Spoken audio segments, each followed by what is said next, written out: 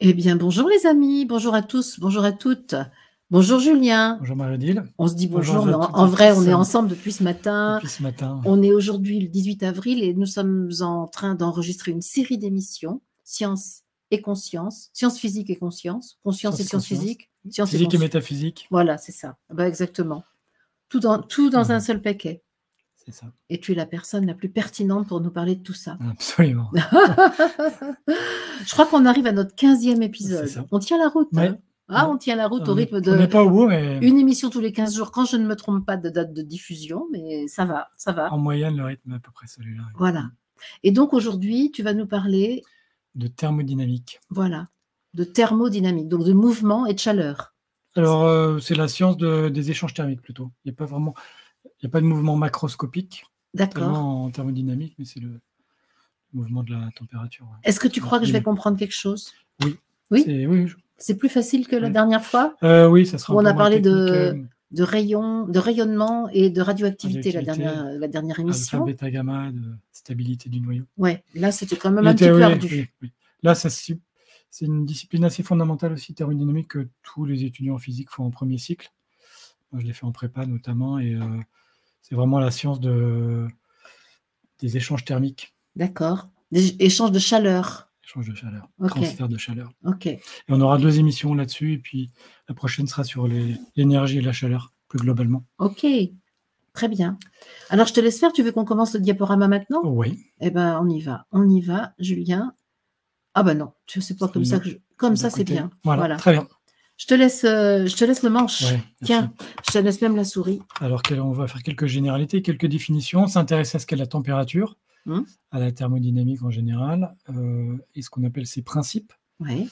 Et ensuite, on va parler de concepts assez largement employés, que sont l'entropie et la dégradation. L'énergie libre. Donc, d'accord. L'entropie, c'est la dégradation du système.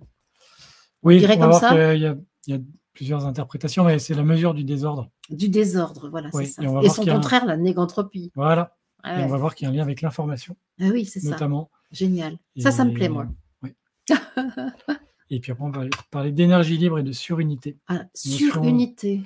Notion je détaillerai un petit peu, mais notion dont on entend beaucoup parler aussi. Ah bon? En couverture, un four solaire, un des plus puissants du monde, qui est un Font-Romeu, qui est en France, qui a une puissance d'1 mégawatt et qui concentre les rayons du soleil sur le bâtiment, là. Donc, ce sont des miroirs paraboliques et qui font monter la température à plus de 3000 degrés. D'accord.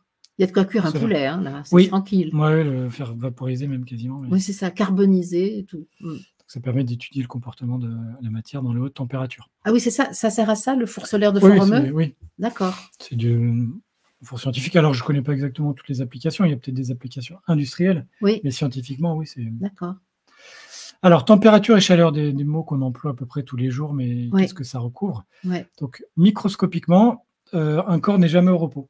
Oui. On a l'impression que nous, voilà, un gaz, un bout de bois, une chaise, un être humain est au repos. Mais microscopiquement, il n'y a jamais de repos. Les particules d'un corps sont toujours en mouvement, elles ont toujours une vitesse. Même dans le plastique, par exemple? Oui. Ah ouais, c'est ça, c'est fou, hein. Partout. Dans le plastique, dans le gaz, dans un arbre, tu me diras, l'autre jour, je me disais, la Terre est en rotation, donc on est en mouvement. Elle tourne à combien de... Ça fera l'objet d'une émission complète. Ah bon, d'accord. On verra demain. Parce que c'est dingue, tu te dis, je bouge pas, et en fait, tu bouges à une vitesse faramineuse. Les vitesses par rapport à quoi? Tu te rappelles l'émission sur la mécanique quantique? Ah bah très bien. Le mouvement est toujours relatif à un référentiel. Et oui, c'est ça. Je suis immobile par rapport au sol, mais le sol est en rotation autour du centre de la Terre, du Soleil, le Soleil dans la galaxie, etc. Ah bah c'est pareil avec tous les matériaux, alors. Hein. On a l'impression qu'ils sont inertes, et en réalité, ils se reposent jamais. Microscopiquement, il n'y a pas d'immobilité. Sauf à un cas qu'on va aborder plus loin, c'est au zéro absolu. Ah oui, mais zéro moins absolu, 273 degrés 15 degrés Celsius, absolument, 0 degré Kelvin, c'est l'échelle Kelvin qu'on a vue sur la première émission. Et là, le mouvement thermique s'arrête, mais c'est une température impossible à atteindre. Mais on va en reparler un petit peu plus tard. Et qui dit vitesse, V dit énergie cinétique, 1/2 de mv carré. Alors, pourquoi tu compliques tout de suite les choses? Vas-y. Voilà, l'énergie cinétique est calculée à partir de la vitesse. C'est la vitesse au carré. Donc, l'énergie cinétique, l'énergie qui provient de la vitesse. Oui, l'énergie qui est dans le mouvement d'un corps. C'est la masse du corps fois la vitesse au carré et divisé par 2. Ah bah oui, E égale mc2. Alors, E égale 1/2 de mv carré. Ah ben, MC2, c'est l'énergie. Pour une fois que je savais quelque chose. MC2, c'est l'énergie fondamentale d'un corps au repos, qui est purement due à sa masse. Et à ça s'ajoute l'énergie cinétique et l'énergie potentielle. Bon. Je vous envoie à l'émission numéro 7 pour revoir un petit peu ces notions. Tu veux dire que je n'ai pas bien révisé, Julien? Exactement. Ok. On verra entre les 2 émissions après, la prochaine, comment on remédie à ça. Et la température d'un corps, c'est la grandeur qui mesure cette énergie cinétique microscopique. Ce que tu appelles l'agitation thermique. C'est ça. Ça, c'est joli. J'aime beaucoup l'agitation thermique. Oui.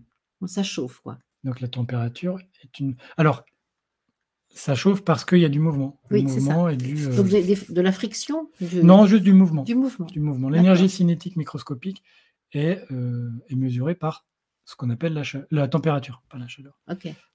Ok. Et la pression, on en reparlera, c'est lié à la quantité de mouvement. D'accord.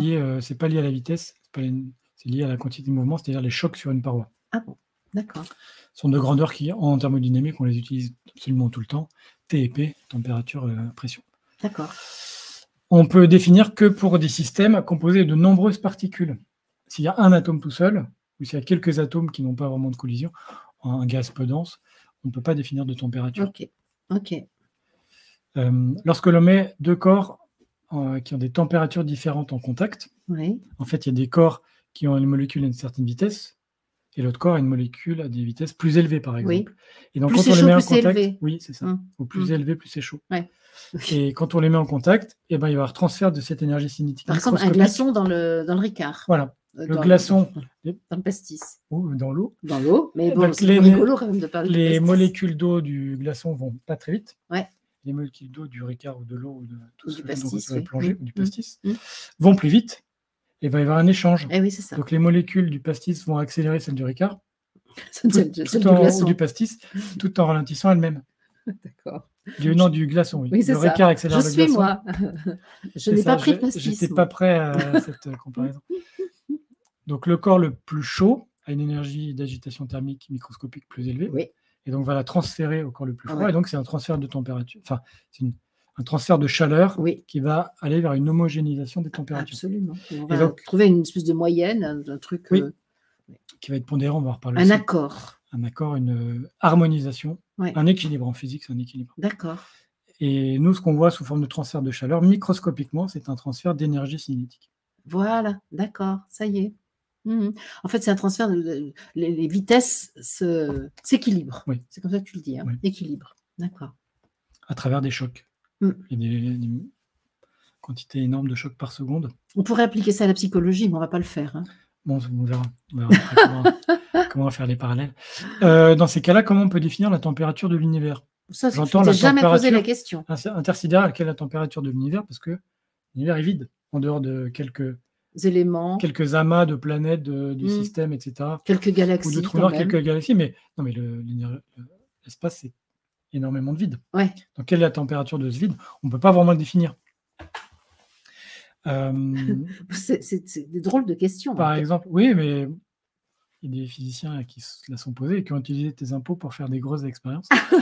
Donc, par exemple, la température de la Station spatiale internationale, côté soleil, quand elle est au soleil, c'est 150 degrés, quand elle n'est pas au soleil, c'est moins 120 degrés. Ah ben ça change tout. Et là, on peut mesurer la température parce que la station elle est composée de métal, donc tu peux mesurer la température du métal. D'accord. Mais la température du vide, ça n'a pas vraiment de sens. Bah oui.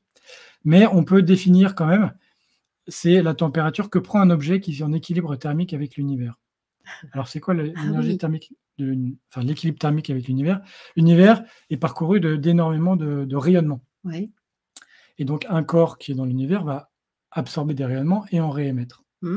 Et donc, s'il est plus chaud, entre guillemets, il va émettre plus de rayonnements qu'il n'en reçoit. Et s'il est plus froid, il va recevoir, il va avoir une température. Toujours cette histoire de l'équilibre. Oui. Mais là, c'est un équilibre par le rayonnement, alors que l'autre, c'est par la fusion, en fait. Par le contact. C'est ça. Là, il y a pas...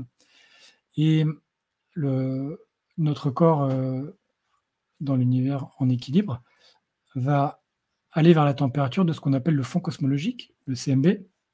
Microwave, donc, ce sont des ondes, des micro-ondes. Donc, la longueur d'onde, c'est les mêmes que celle du micro-ondes. Et la température de l'univers, c'est à peu près 4 degrés Kelvin. 4 degrés Kelvin. Donc, moins 269 degrés. Ah ouais. Il fait pas chaud? Non.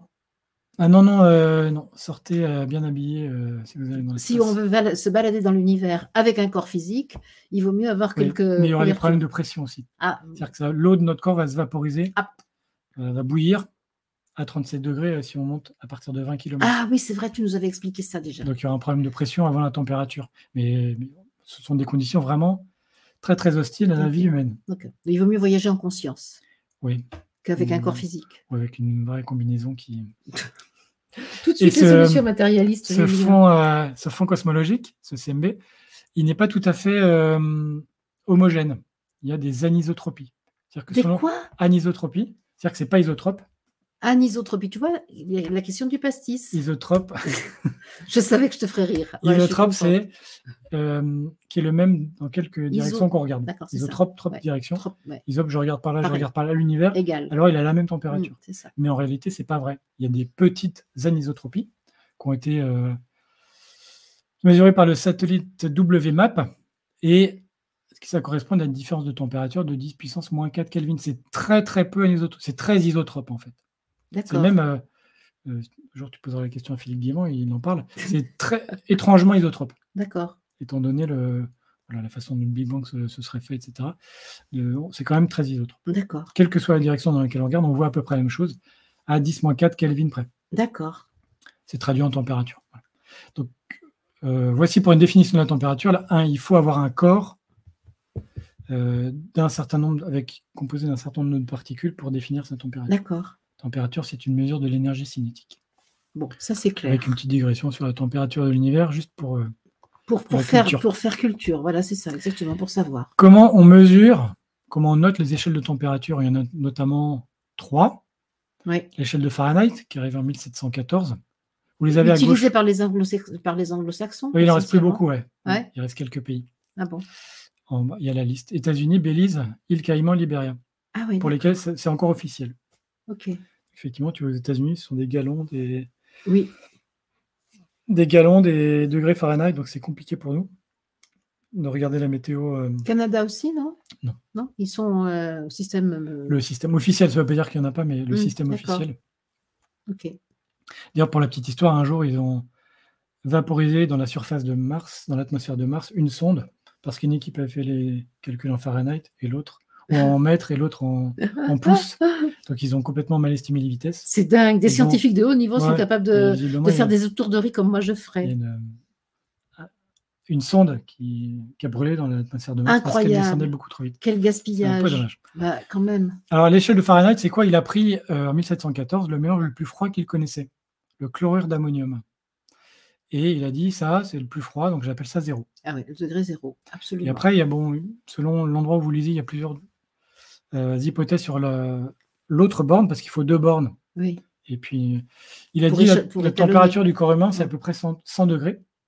Il a dit c'est 100. En Fahrenheit, oui. Ah oui, en Fahrenheit. Sauf que ça correspond à 39 degrés Celsius. Ouais. Donc, première hypothèse, c'est 100 degrés. Ouais.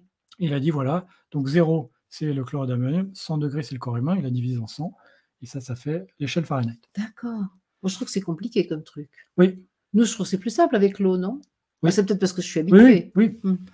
Et une autre hypothèse, c'est de dire, quand on met le mélange le plus froid à 0 Fahrenheit, la solidification de l'eau, l'équilibre eau liquide, eau solide, est à 32 Fahrenheit. D'accord. C'est comme ça que 32, voilà, notre 0, c'est leur 32.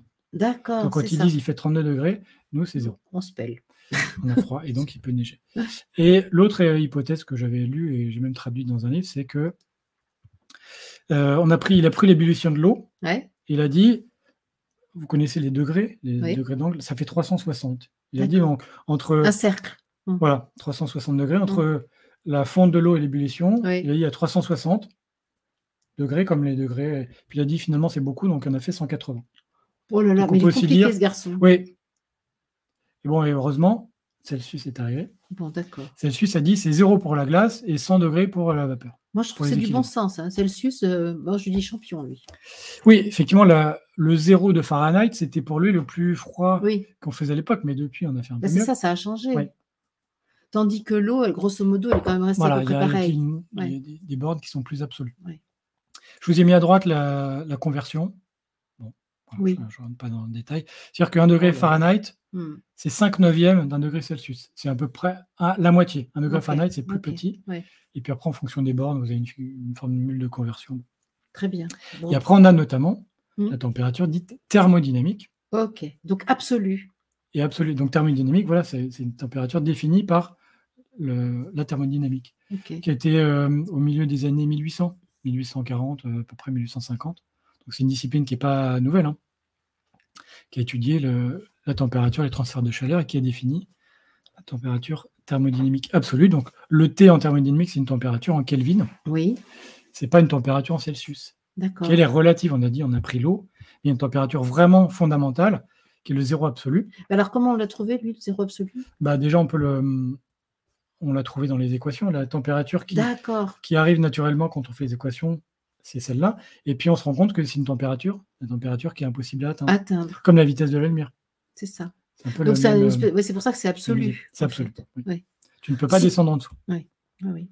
C'est un grand débat sur est-il possible à l'être humain de toucher l'absolu? Ça, c'est un vrai débat. Tu veux qu'on en débatte maintenant? On peut parler de la température, non. La température absolue, non. La vitesse, dépasser la vitesse de la lumière, atteindre la vitesse de la lumière, c'est pas possible. Voilà, c'est ça. Mais on la connaît. Et on la connaît. C'est ça qui est intéressant. Très bien mesurée. Ça, c'est intéressant. Elle n'est pas mesurée, ça sert à définir le mètre. Ouais, c'est ça. Donc, voilà comment on mesure les températures. Ok. Quelques records de froid sur Terre. Vostok en Antarctique, vous avez la carte en haut à droite. Ouais. Un point, j'espère que c'est assez grand sur l'écran. C'est moins 89 degrés Celsius. D'accord. Ce qui fait quand même plus de 180 degrés Kelvin. Oui. C'est peu. Oui. C'est en dessous de... Attends, la température de l'azote liquide, c'est moins 77, il me semble. Non, c'est 77 Kelvin. Donc non, on n'est pas à l'azote liquide. Mais c'est moins 90 degrés Celsius. D'accord. Ça a été mesuré avec un thermomètre. En 1983. C'est ça. Et en laboratoire, on est descendu à 38 picokelvin. Oh là. Pico, donc c'est... Petit. Oui, 38 millième de milliardième. 38 000 milliardièmes de degrés. Pico, c'est divisé par 10 puissance 12. Ah oui. C'est divisé 2 fois par 1 million ou divisé par 1000 milliards. Donc on a pu s'approcher très très près du zéro, mais pas en dessous. Encore. On ne peut pas faire zéro, c'est pas possible. Ok. Et zéro, c'est la température à laquelle le mouvement d'agitation thermique s'arrêterait. Et oui, c'est ça. Là, ça ne bouge plus. Oui. Le record de chaud, on parle de chaleur, mais chaleur dans le langage courant est impropre par rapport à chaleur en physique. Ah oui. Une vague de chaleur.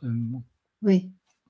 Enfin, il n'y a pas que les physiciens qui ont le droit de parler. Exactement. On est d'accord. On a le droit d'utiliser le vocabulaire. Vous ferez après en conscience. Oui, c'est ça. Sur Terre, on a mesuré plus de 56 degrés. Un endroit qui s'appelle Furnace Creek. Furnace, ça veut dire fournaise, j'imagine. Donc, il porte bien son nom. Ouais. Et qui comptait 24 habitants en 2010. Oh.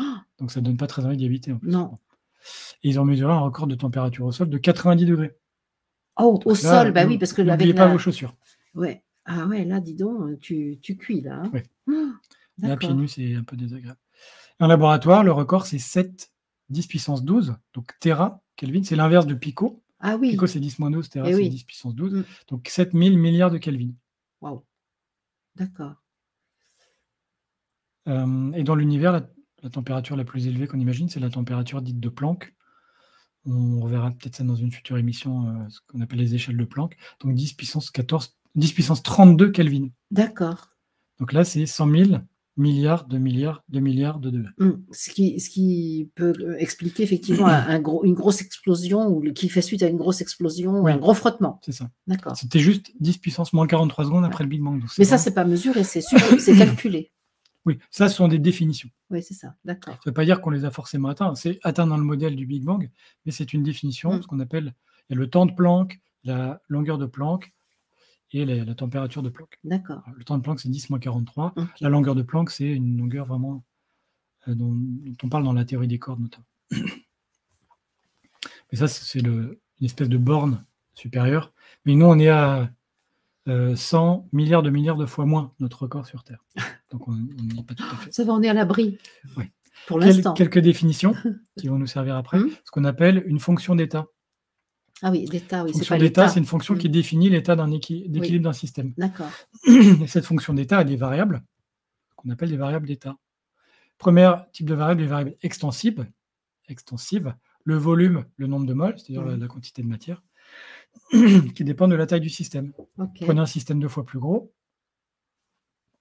le volume va doubler, le nombre de particules vont doubler. C'est extensif. Plus c'est gros, plus la variable extensive a une valeur importante. Et après, on a des variables intensives, comme la température ou la pression. Ça se mesure. Si tu prends une pièce 2 fois plus grande, il n'y a pas 2 fois plus de température ou 2 fois plus de pression. Je comprends. C'est une valeur qui est plus ou moins constante partout. Oui, qui ne dépend pas de la taille. C'est ça. Donc, on appelle ça intensif. D'accord. Alors, les fonctions d'état ne dépendent que de l'état d'équilibre dans lequel se trouve le système. Il ne dépend pas du chemin emprunté pour y arriver. D'accord. Corollaire, la variation de cette fonction d'état ne dépend pas du chemin que vous allez prendre pour aller d'un point A à un point B. Ok. Et exemple par l'énergie potentielle de pesanteur, si vous faites une rando, vous partez de votre voiture, vous montez, vous faites 1000 mètres pour descendre, la fonction énergie potentielle n'a pas varié. Condition initiale est égale à la condition finale. Au niveau de la physique, il n'y a aucun travail de l'énergie de pesanteur. Absolument évident. C'est ça. Je comprends rien du tout. Mais c'est-à-dire que je sais que tu as raison.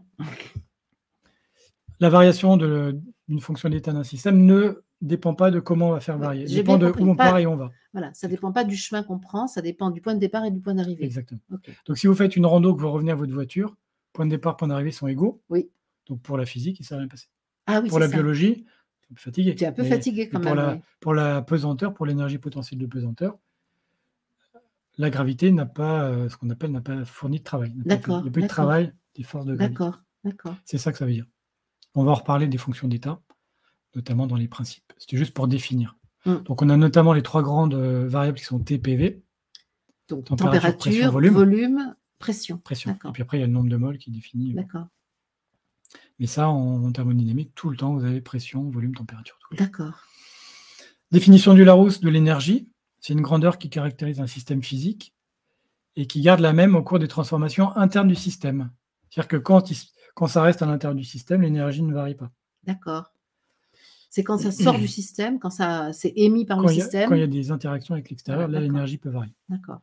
Donc, c'est ce qu'on appelle la loi de conservation, dont on a parlé. On en a parlé de ça. Avec les neutrinos et la radioactivité β-.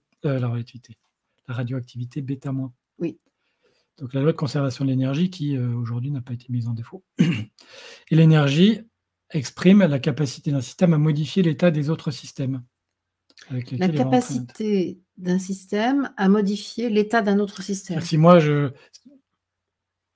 1 litre d'eau bouillante, que tu verses sur la glace, a la capacité de modifier la glace. Ah, c'est sûr. Il a de l'énergie pour modifier. Ok, d'accord. Alors, ça vient du latin energia, du grec energia, force en action. Et non pas force en puissance de dynamique. Ah, la dynamique, c'est la force en puissance, l'énergie, la force en action. En puissance, c'est-à-dire potentiel.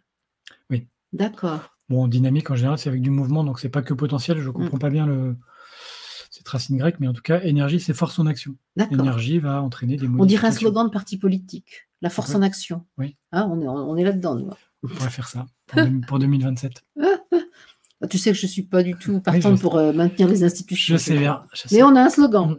On a un slogan pour celui qui veut. Alors, les principes. Ce qu'on appelle un principe en physique, c'est une observation qu'on répète, avant qu'une loi ne vienne confirmer, infirmer ou modifier. Alors, on observe et après, on se dit, voilà, ça marche comme ça. J'ai observé que de façon récurrente, ça marche comme ça, même si... Mais je ne peux pas l'expliquer. Voilà, je ne peux pas le démontrer. C'est ça. Ce n'est pas une démonstration, c'est une observation que, pour l'instant, aucune loi physique, aucune observation n'est venue aucune loi n'est venue infirmer ou modifier. D'accord. Donc, c'est un principe.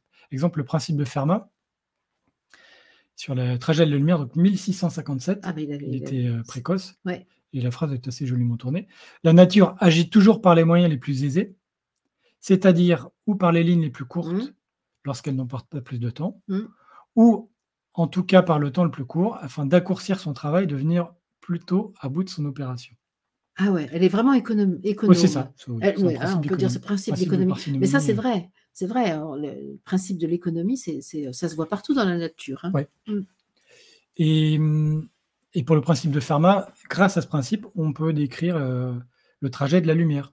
Et je vous ai mis une illustration, le trajet d'un faisceau lumineux dans une fibre optique. Oui. Donc, vous voyez en bas Ah oui. Tout en bas, la lumière qui rentre par la gauche, Oui. quelle que soit la direction dans laquelle ça rentre.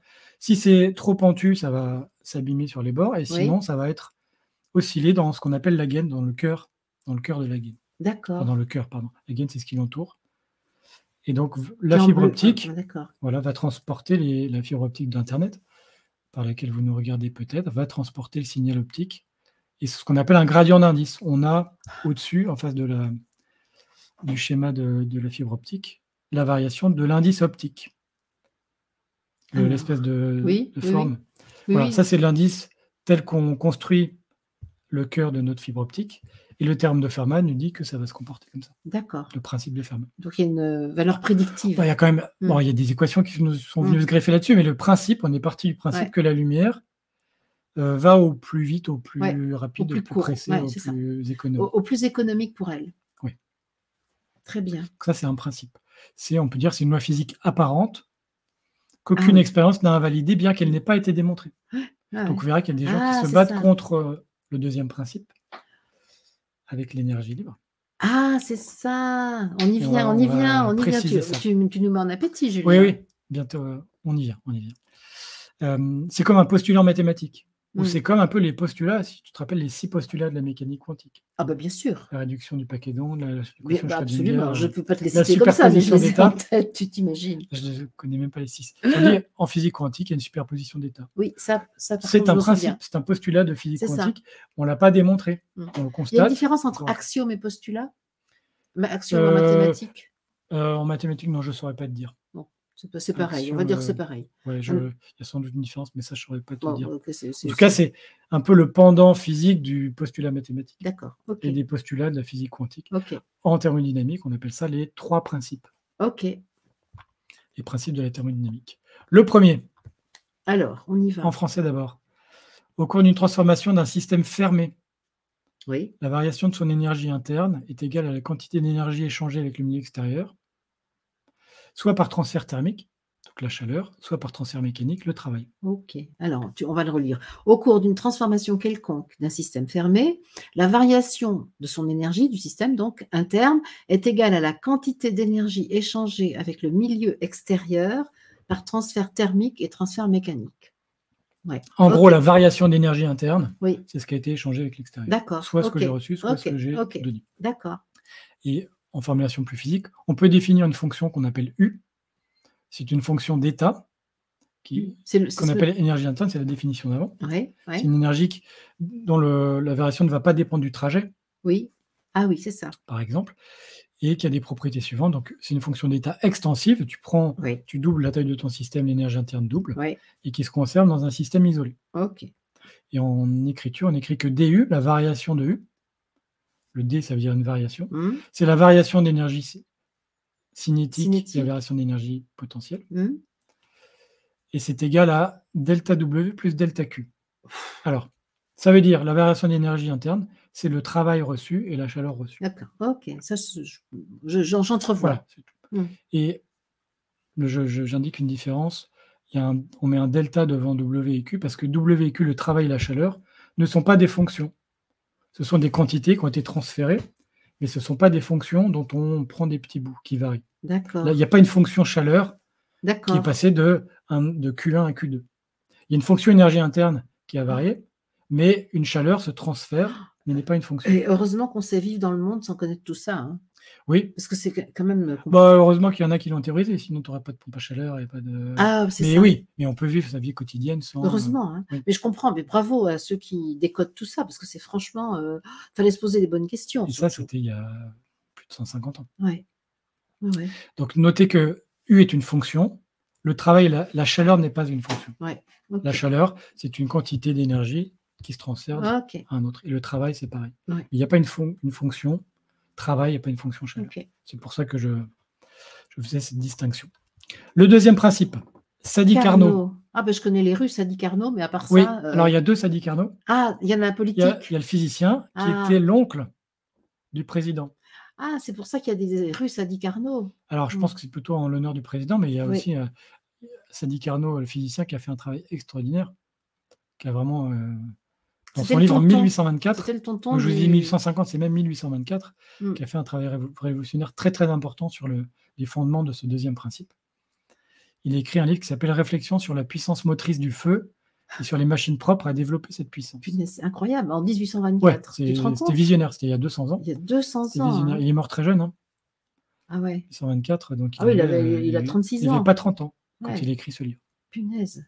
Et donc, il expose les principes derrière les centrales énergétiques et les moteurs. En gros, l'idée fondamentale, c'est quand il y a une différence de température, tu as une source chaude, une source froide, alors tu peux en tirer un travail. Oui, c'est ça. D'accord. Et le corollaire... le différentiel entre l'un et l'autre, c'est oui, ça. alors mettant une machine entre une source chaude et une source froide, tu peux tirer du travail. D'accord. Ce qui est le principe de tous les moteurs. Moteur à vapeur, moteur... Et le corollaire fondamental, non? Oui, c'est on ne va pas faire les détails du moteur à explosion, mais retenez que voilà, quand une source chaude, une source froide, peut y avoir du chaleur. On peut en tirer du travail. Ok. Corollaire fondamental, que certains ont essayé d'invalider, mais n'ont pas réussi. Il est impossible de produire de la puissance à partir d'une seule source de chaleur. Oui. Si vous avez une bassine d'eau chaude, vous ne pouvez pas déplacer une voiture avec. Oui. Voilà. Ok. C'est ça.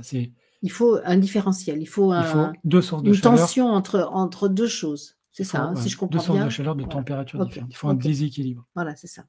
Et on va pouvoir transférer de la chaleur de la source chaude vers la source froide. Et au passage, c'est le Q1, Q2, les fiches. Et au passage, le W, donc le travail que vous extrayez du système. On ne peut pas faire ça à partir d'une seule source de chaleur. Ok. Ça, c'est l'une des conséquences fondamentales du deuxième principe. Donc ça, c'est vraiment très, très important. Quelques années après, 40 ans, Clausius complète l'énoncé de ce second principe. Il est plus sérieux que Saint-Carnot. Il fait moins jeune. Hein. Il fait moins jeune, il fait plus austère. Oui, c'est ça. On voit la tronche. Hein. Et lui, il introduit la notion d'entropie. Ah, c'est lui qui invente le mot? Oui, et qui interprète le deuxième principe en termes d'entropie. D'accord. Il invente la notion. Il invente le mot, est-ce que c'est lui qui a inventé le mot, enfin, peu importe. Ce qui était dans l'air, est-ce que ça vient du grec? En tout cas, c'est lui qui interprète le deuxième principe en termes d'entropie. En physique, alors accrochez-vous, il existe une fonction d'état extensive, c'est-à-dire comme l'énergie interne, et cette fois on l'appelle S, entropie. Donc, on peut définir l'entropie d'un système, et elle peut varier. C'est une fonction. Et cette fonction, on peut dire que sa variation, ds, est égale à delta Q, donc la chaleur reçue, divisée par la température. C'est juste ça. Et en fait, là où c'est très important pour nous, c'est que la variation d'entropie d'un système se décompose en deux. C'est une entropie échangée, ds échangée, et ds créée. D'accord. Et ds créée est nécessairement supérieure ou égale à 0. Elle n'est jamais négative. Autre interprétation, c'est dans une transformation dite irréversible, il y a toujours de l'entropie créée perdue. Un système se dégrade toujours. Oui. On peut dire ça comme ça. Oui, se met en désordre permanent. Voilà, on va le formuler un peu en français. Mais oui, globalement, l'idée est là. Oui. Il y a une irréversibilité d'une transformation qui est mesurée par une entropie créée, par une perte. Ça m'interroge, évidemment, c'est pas trop ton sujet d'aujourd'hui, mais ça m'interroge par rapport à est-ce que l'esprit, le monde spirituel est sujet à l'entropie? On va voir les notions de négantropie, etc. Ça va peut-être, parce que pour moi, l'esprit, justement, n'est pas affecté par l'entropie à cause de son éternité, sa nature absolue. Oui. Mais peut-être n'es-tu pas en mesure de le démontrer. Je pense pas que je vais pouvoir poser les équations de l'entropie de l'esprit, mais... Donc, interprétation, c'est lui qui l'a formulé, l'entropie mesure le désordre d'un système. Je mets des guillemets parce que c'est...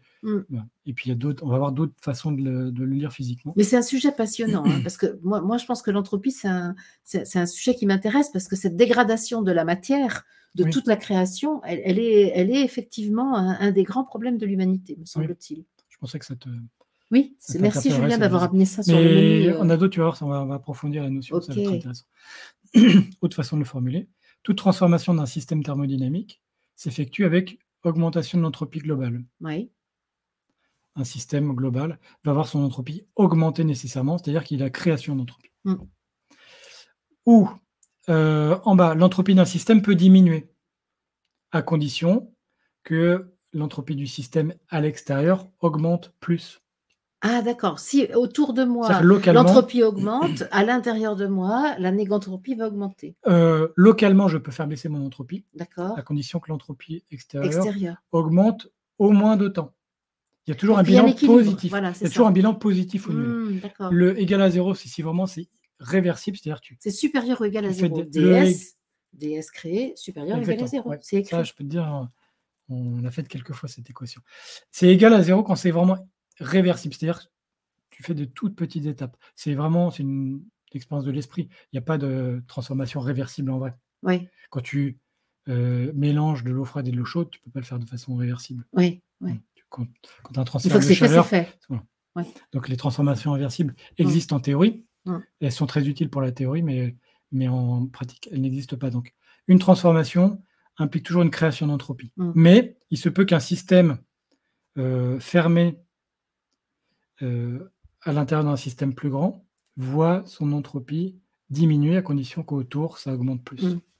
Alors moi, j'ai un peu étudié dans le temps la systémique, tu sais, la logique des systèmes. C'est un truc qui me passionnait et c'est là où j'ai un peu appris l'histoire de l'entropie, etc. Système fermé, système ouvert et tout. Mais ça vient donc ça vient de la thermodynamique, ça vient de... Oui, on en utilise beaucoup, système ouvert, fermé. Oui. Fermé, c'est-à-dire dans un système fermé, il y a conservation de l'énergie. Oui, et interaction entre les éléments, mais pas de production de quelque chose vers l'extérieur. Voilà, c'est ça. Et puis système ouvert. À l'inverse, peu d'interaction entre les éléments, mais tout tourné vers l'extérieur. Oui. Donc, on va le formuler comme ça. L'entropie d'un système ouvert peut diminuer. Oui. Mais c'est l'entropie de l'extérieur qui va augmenter plus. D'accord. Et l'entropie d'un système fermé, si tu prends tout ce qui est interagit ensemble, elle augmente nécessairement. D'accord. Donc le corps humain, par exemple, si on considère que c'est un système fermé, parce que la logique de système, ça dépend aussi de ta grille de lecture. Système, on peut le considérer ouvert parce qu'il est en interaction permanente. Voilà, mais il est aussi fermé. Oui. Tout dépend de la grille de lecture. Tout dépend de ce que tu regardes, tout dépend de... Et c'est ça qui m'avait passionné dans la systémique, c'est que selon la grille de lecture, on va comprendre des choses différentes. Si j'observe le corps humain en tant que système fermé, je ne vais pas avoir les mêmes constats que si j'observe le corps humain en tant que système ouvert. Oui, absolument. Voilà. Donc je voulais ramener ma science un peu. Mais non, il n'y a pas de raison. Tout à fait pertinent. Alors, discussion physique. Un système évolue spontanément vers un état d'équilibre thermique homogène. On homogénise une température. Oui. S'il fait chaud dans une pièce, froid dans une autre, tu ouvres la porte. C'est ça. Petit courant d'air, c'est bon. Et quand tu arrêtes de chauffer, la température intérieure va devenir égale à la température extérieure. Même si c'est isolé, etc., petit à petit. Petit à petit, voilà. L'isolation ralentit ces échanges qui sont inéluctables. Absolument. Le système, une fois que l'état d'équilibre est atteint, devient indifférent à ce qui l'entoure. OK. C'est ce qu'on appelle le désordre maximal. D'accord. C'est pas forcément très intuitif, c'est pour ça que je l'ai mis. Alors attends, tu vas me redire ça quand même. Donc le système devient de plus en plus indifférent à ce qui l'entoure. Oui. Toi, par exemple, tu as une pièce chaude, une pièce froide. Oui. Donc tu ouvres la porte entre les deux, le système la température va s'homogénéiser. Oui. Donc ils sont plus sensibles aux températures l'un de l'autre. Oui. Le système n'est plus sensible. Ou si tu ouvres la fenêtre, la température de ta pièce va être la même que celle de dehors. Oui. La pièce ne sera plus sensible à l'environnement, à la température extérieure. D'accord. Parce qu'elle l'aura atteinte. Oui, d'accord. Il n'y a plus d'échange. Il y aura le fameux équilibre dont tu parlais. Il n'y a plus d'échange macroscopique. Ok, d'accord. Et donc, là, un exemple de Tequila Sunrise. Ça, c'est plus ordonné qu'une fois que vous aurez tout ouillé, vous aurez quelque chose d'orange. La Tequila Sunrise, c'est la boisson que tu as présentée. Vous mettez de la grenadine, vous pouvez le faire sans alcool, mais mettez du jus d'orange et au fond, vous mettez de la grenadine. Oui. Donc là, il y a des couches. Oui. Ça c'est moins en désordre qu'une fois que vous aurez tout mélangé. Ah ben oui. Même si, là, on peut dire la température est homogène, tout est homogène. Si je mettais un thermomètre dans mon verre. Alors, pas forcément un thermomètre, mais la tequila, enfin ce cocktail, une fois mélangé, est homogène. Oui. Et homogène, c'est plus en désordre que stratifié. Ah, c'est ça que tu veux dire. C'est ça qui n'est pas forcément très intuitif. C'est pas intuitif, ça. Non. Ah, c'est le contraire de ce qu'on aurait pu imaginer. Oui. D'accord, c'est ça. Ok. Homogène et équilibré, c'est pas la même chose. Si. Ah bon, mince. Si. Je croyais avoir compris. Mais homogène et équilibré, ça veut dire plus en désordre. Ah, c'est ça. C'est-à-dire que l'entropie a augmenté. D'accord. Bon, ok. Pour ça, quand même, ça m'a permis de formaliser la notion, donc d'où le cocktail. Ok. Le déterminisme qui régit l'univers comme un système isolé, si on dit que l'univers est un système fermé isolé, ça c'est une discussion qui peut nous emmener très loin, semble celui d'une loi de désorganisation progressive. Exactement. C'est vrai que si l'univers est considéré comme une boîte, un système fermé, qui est absolument pas en échange avec quelque chose dont c'est pas un autre univers à côté, ou même de l'infini. Oui. Oh là là là là, où est-ce qu'on va là? Alors, Hubble avait pointé cette notion. L'expansion de l'univers est un processus de dissipation énergétique. L'énergie se perd. Oui. Mais ça, tu te rends compte que la vision matérialiste, c'est très pessimiste. Ah, on va voir, oui. On va voir à long terme, hein? Oui, à long terme, là, on est sur des milliards d'années. Mais effectivement, c'est une tendance qu'il y a une perte, une dissipation irréversible d'énergie, oui. et que ça aboutit à la mort thermique de l'univers. Absolument. L'état final de l'univers, c'est quasiment infiniment étendu et immobile et froid. C'est ça.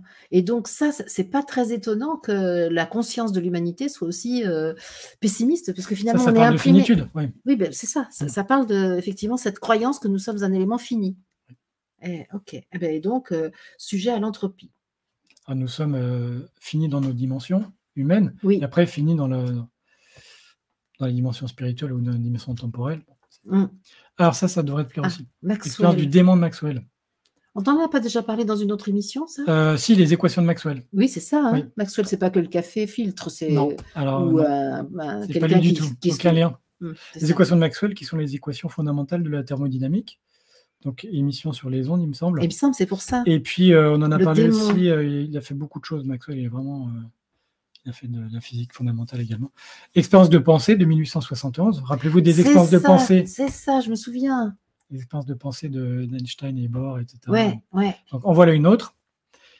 À gauche, on a 2 compartiments qui sont ouverts par une trappe. Oui. Donc, ils sont en équilibre. Oui. La trappe est fermée. Oui. Et là, Maxwell imagine un démon qui réussit à voir les particules qui s'approchent de la trappe. Oui. Et il dit, si c'est chaud en rouge, j'ouvre la trappe pour qu'elle passe à droite. Ouais. Et si le bleu s'approche, j'ouvre la trappe pour qu'elle passe à gauche. Ouais. Hop, hop, hop, comme ça, mécanisme. Et on fait l'hypothèse qu'il n'y a pas de dépense d'énergie pour ouvrir la trappe. Oui, bon, pourquoi pas. Voilà. Donc, quand le démon ouvre la trappe pour faire passer une particule froide à gauche ou chaude à droite. Ouais. Et on dit qu'il ne dépense pas d'énergie là-dessus. Et on passe d'un état initial homogène à un état final inhomogène, où à gauche c'est froid, à droite c'est chaud. D'accord. Donc ça veut dire que on est passé d'une température homogène à 2 températures différentes. Donc on aurait, j'ai mis en gras, le flux de chaleur aurait remonté le gradient de température. C'est-à-dire qu'on serait allé à l'inverse de la tendance naturelle. Oui. Donc on aurait fait baisser l'entropie. Parce qu'on est passé d'un système homogène à un système chaud d'un côté et froid de l'autre. D'accord. Oui, ça va. Oui, ça va. Oui. Donc c'est l'expérience de pensée. Donc Maxwell, il dit, voilà, expérience de pensée. Donc il y a un problème avec le deuxième principe. Moi, je dis, ma première conclusion, c'est que les physiciens sont quand même un peu barjots. Hein. Faut quand même avoir... C'est bizarre d'avoir des pensées pareilles. C'est de mettre en doute, d'aller questionner la loi. Oui. On dit, le deuxième principe, ça va vers l'homogénéisation, la baisse, l'augmentation d'entropie, l'homogénéité, etc. Maxwell dit, ouais, attends, mais s'il fait ça, c'est comme l'équation, le problème EPR de l'intrication quantique, etc. Qu'est-ce qui se passe si les photons, est-ce que ça viole la causalité, la localité, comment on fait l'expérience? Et donc, c'est pour tester la solidité, la validité de la loi. Parce qu'on ne peut pas se dire, oui, c'est le second principe, ça marche. Si jamais on se dit, mais là, il y a un problème, là, c'est ça. Donc, c'est aller tester. Et donc là, il a ouvert un problème, une espèce de paradoxe. Par la pensée. Par la pensée. Comme le paradoxe EPR. Enfin, qui n'est pas vraiment un paradoxe, mais c'est l'émission numéro 11, je crois, sur les phénomènes quantiques. 1 ou 2, le 1, je crois. Expérience de pensée qui pose un problème qui remet en cause la loi. Et donc, on réfléchit. Alors, une introduction avant ça. Ce qu'on appelle les fonctions exponentielles et logarithmes. Waouh! Ça va plaire beaucoup à nos auditeurs, je pense. Oui. Ça va rappeler quelques petits souvenirs. Logarithme. Une fonction exponentielle croît de plus en plus vite. C'est en bas à gauche, c'est la courbe bleue foncée. Ça démarre très lentement, à gauche, et puis une fois que on voit la courbe exponentielle. D'ailleurs, dans le langage courant, on le dit, c'est exponentiel quand tout à coup, ça se met à accélérer comme un fou. Oui, donc c'est ce qu'on appelle les phénomènes explosifs. Oui, absolument. Voilà. Vous mettez une étincelle dans un baril de poudre. L'étincelle va déclencher une petite réaction qui va en déclencher 2, 4, 8, etc. exponentielle. Ce qui se passe dans un accident nucléaire. Et il y a les exponentielles décroissantes, c'est la décroissance radioactive. C'est au milieu, en bas, la courbe rose qui décroît comme ça. Ça, c'est l'exponentielle décroissante, qui décrit les réactions chimiques, la radioactivité, des phénomènes électriques, qui décrit la réaction du corps humain aussi. Le corps humain, la façon dont il élimine certains produits, c'est de façon exponentielle. Ah oui, c'est ça. Et à côté de ça, on a ce qu'on appelle une fonction vraiment fondamentale, le logarithme. Ah oui. Logarithme, sur la courbe en bas à gauche, vous voyez que c'est la courbe bleu ciel, qui est le symétrique. Symétrique ici de la fonction exponentielle. C'est-à-dire le logarithme croît aussi lentement que l'exponentielle croît rapidement. D'accord. Et ça sert à regarder le logarithme, notamment les phénomènes qui se déploient sur plusieurs ordres de grandeur. On l'a fait sur l'audition humaine. Si vous regardez dans les ondes, il y a un diagramme sur l'audition humaine. Nous, quand on entend 2 fois plus fort, en fait, la puissance sonore, elle est 100 fois plus forte. Oui, c'est ça. Si on mesure le signal, des décibels. C'est ça. Le décibel est une échelle logarithmique. Il a déjà intégré ça. L'échelle de Richter est logarithmique. C'est-à-dire quand on passe de 7 à 8, on fait plus 1, mais en vrai, c'est x10. C'est ça. La puissance, c'est x10. Et plutôt que de dire la puissance a énormément d'échelles de grandeur, de passer de 1 à 8, ça fait 100 millions de fois plus, ou 10 millions de fois plus puissant. Donc on dit plutôt 1, 2, 3 jusqu'à 8, et c'est plus facile à appréhender. Mais derrière, c'est une fonction de logarithme. On dit qu'elle transforme le produit en somme. C'est-à-dire qu'au lieu de multiplier par 10, elle transforme le produit en somme. Quand tu augmentes d'accord. l'intensité d'un signal sonore d'un facteur 10, qui fait x10, les décibels, ça fait plus 1. D'accord. Le logarithme fait plus 1. L'outil de mesure, c'est plus 1. Mais la perception, c'est x10. Ah non, là en l'occurrence, c'est assez rare, le corps perçoit les logarithmes, perçoit les décibels. Ah d'accord. Mais si vous êtes à côté d'un tremblement de terre, l'énergie émise, quand elle est multipliée par 10, vous mettez plus 1 à l'échelle de Richter. D'accord, ok. Donc on dit qu'elle transforme le produit en somme. Ok. Et par exemple, la loi de Moore, on dit que la loi de Moore, c'est une loi sur l'informatique qui dit que la puissance de calcul double tous les 18 mois. Ah oui. Tous les 18 mois, en gros, on met à cause des inventions Oui, à cause de la maîtrise de la matière. Tous les 18 mois, on met 2 fois plus de transistors sur un même endroit. Ah ouais. Donc la taille de votre processeur, elle n'augmente pas. Et vous mettez tous les 18 mois 2 fois plus d'éléments dedans, donc ça calcule 2 fois plus. D'accord. Et donc vous avez en bas les années, entre 1970 et 2015. Et vous voyez que ça fait une belle droite, mais dans une échelle dite logarithmique. Vous voyez qu'à gauche, on fait de 10 000, 100 000, 1 million, etc. Oui, c'est ça, d'accord. Donc ça, typiquement, le droite de Moore, tous les 2 ans, tous les 18 mois, ça double. C'est exponentiel. Et quand vous appliquez une échelle logarithmique, vous remettez quelque chose de droit. D'accord. C'est bon, c'est difficile. On passe plusieurs semaines là-dessus en terminale, exponentielle, logarithme, donc en 2 minutes. Ici, mais globalement, pour ce qu'on va en faire, ça va aller. C'est notre culture, nous. L'exponentielle, ça part très très vite. Oui, c'est ça. À partir du moment où vous dites ça double à chaque fois, donc explosion nucléaire, explosion de TNT, c'est exponentiel. Et voilà. Et la fonction logarithme, c'est l'opposé de l'exponentielle. Donc quand vous appliquez un logarithme à une exponentielle, ça fait quelque chose de croissant. D'accord. Okay. Ça fait quelque chose de linéaire. Okay. C'est ce qu'on voit dans le diagramme de Moore. D'accord. Ok. Donc exemple, Richter, décibels, le pH aussi, je ne sais pas si on en a parlé. Le pH, c'est l'acidité. Acide basique. Là. On dit pH 7, 8, 9, 10. Oui, c'est ça. Et 7, c'est neutre. Et quand on dit de 7 à 8, c'est-à-dire qu'il y a 10 fois moins. Oui, c'est ça. 8 à 9, 10 fois moins d'acide. D'acide. Oui, d'accord. Donc quand on passe de 0 à 14, il y a 10 puissance 14 fois moins. Sauf que plutôt de trimballer des 10 puissance, etc., on applique le logarithme et on a un nombre, 3, 4, 5. Qui est plus facile à appréhender. Ok, d'accord. Oui. Donc en fait, quand on a des unités de mesure, c'est important de savoir si c'est logarithmique. Oui. Parce qu'effectivement, on ne va pas avoir la même sensation. Non. Voilà. Logarithmique, c'est... Quand on prend un logarithme, c'est que ça cache un facteur 10. Oui, c'est ça, d'accord. L'augmentation d'un logarithme de 1 illustre une augmentation de 10 du signal réel. Voilà, c'est ça. Log de 1 égale 0. Et log de 10 égale 1, log de 100 égale 2. Ça me rappelle quelque chose, log de quelque chose. Là, oui, c'est ça. On dit ln log, après, bon, il y a différentes fonctions logarithmes, mais globalement, c'est ça. Bon, moi, j'ai fait terminale littéraire. Hein. Mais déjà, tu as fait du logarithme. Aujourd'hui, ils n'en font plus. Hein, bon, mais j'avais fait une première C, alors, scientifique.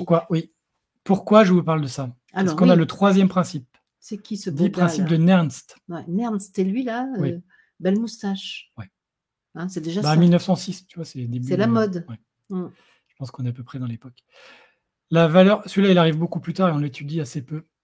En prépa ou en premier cycle, tu étudies premier, deuxième principe dans tous les sens. Oui. Et après, le troisième principe arrive plus tard. Plus tard. La valeur de l'entropie de tout corps pur, c'est-à-dire composé d'un seul élément, dans l'état de cristal parfait, oui, c'est-à-dire qu'il est agencé de façon parfaite, d'accord. est nul à la température de 0 Kelvin. Ah. Donc la température est nulle à 0 degré pour D'accord. des cristaux parfaits. Ok. Et après, il a déterminé l'équation S, donc l'entropie. Oui. Parce qu'avant, on avait que... L'entropie, ça se mesure par S. Oui, ça se représente les lettres. D'accord. Avant, dans le deuxième principe, on a DS, on n'a que la variation. Ah oui, c'est ça. Et là, lui dit que la variation, c'est-à-dire qu'on n'a pas l'origine. Ouais. Et lui dit, l'origine, je vous l'explique, c'est 0, entropie égale 0 à 0 Kelvin pour un monocristal. Okay. Parfait. Ok. Et S égale KB, donc c'est la constante de Boltzmann, multipliée par ln de oméga. Logarithme. Logarithme, exactement. Et oméga, c'est le nombre d'états possibles du système. Ah ben oui. Ben oui. Oui, bravo. Bravo, Nernst. Et en fait, oui. Et puis on va voir après, je vais vous expliquer un peu pourquoi le logarithme, pourquoi il est important. Et donc, à 0 degré Kelvin, la température absolue, oui. l'état ne peut prendre qu'un seul système, c'est-à-dire que ça ne bouge plus. Oui. Et donc, ln de 1 égale 0. Log de 1, log de oméga égale 1. Oméga, c'est le nombre d'états. Oui. Le nombre d'états, il n'y en a qu'un. 1. Donc, à 0 Kelvin, S égale KB fois 0 égale 0. D'accord. Ça définit l'origine absolue de l'entropie. Ok. Ça, c'est le troisième principe. Ok. Et bravo, là, ça va devenir intéressant. Ce qui m'épate, c'est que tu comprennes, toi. Parce que moi, bon, Et moi, je l'étudie des années. Donc ah ouais. Tous les jours. Ah ouais, ça, c'est très intéressant. Tu nous expliqueras un jour les applications concrètes de tout ça. Ah bah, tu vas voir. Ah, il y en a. Ça va te plaire maintenant. Ah bon, entropie information. D'accord. Shannon et Hartley. Alors, je reprends mon exemple. Si vous prenez un mot de 5 lettres. Ah bon, ça va être aussi simple que ça, un mot de 5 lettres. Oui. 5 lettres. D'accord. On dit, bon, peu importe que ça soit français ou pas, chaque lettre peut prendre 26 configurations. Oui. Il y a donc, dans l'alphabet occidental, en tout cas, en français, 26 lettres. Oui. En anglais. Donc, si vous faites un mot de 5 lettres, vous avez 26 puissance 5 mots possibles. Oui. C'est-à-dire que c'est 26 fois 26 fois le nombre de lettres. Oui. Okay. Si vous prenez 10 lettres, oui. le mot est 2 fois plus long. Oui. Mais si vous faites le même calcul, 26 fois 26, etc., 10 fois. Oui, 26 puissance 10. Puissance 10, c'est pas 2 fois plus que 26 puissance 5, c'est le carré. Eh oui, bien sûr. Tu as plus de combinaisons possibles. Voilà. Mais en fait, logique. Oui, mais il y a plus de combinaisons possibles avec un facteur puissance. Oui. Alors que le mot, il est juste 2 fois plus long. Oui. Mais tu as un carré. Ah bah oui. Et donc ça, c'est-à-dire que tu prends un mot 10 fois plus long, et un mot de 10 lettres ne transmet juste 2 fois plus d'informations qu'un mot de 5. En fait, il ne transmet pas forcément plus d'informations. Non, mais si tu mets 2 mots de 5 lettres, dans l'absolu, tu peux avoir 2 fois plus d'informations sur 2 mots qu'un mot. Ah oui. Mais le nombre d'états possibles est mis au carré. Il n'est pas multiplié par 2, il est mis au carré. Donc, on voit qu'il y a une espèce d'exponentielle qui s'installe. Oui, absolument. Et donc, c'est pour ça que pour remettre une dimension raisonnable, on va remettre le logarithme. Ah, c'est ça. Pour pouvoir, encore une fois, se faire une idée de... Pour avoir un ordre... Quelque chose qui soit possible à manipuler, en fait. Qui va grandir de façon compréhensible. Oui, c'est ça. Voilà.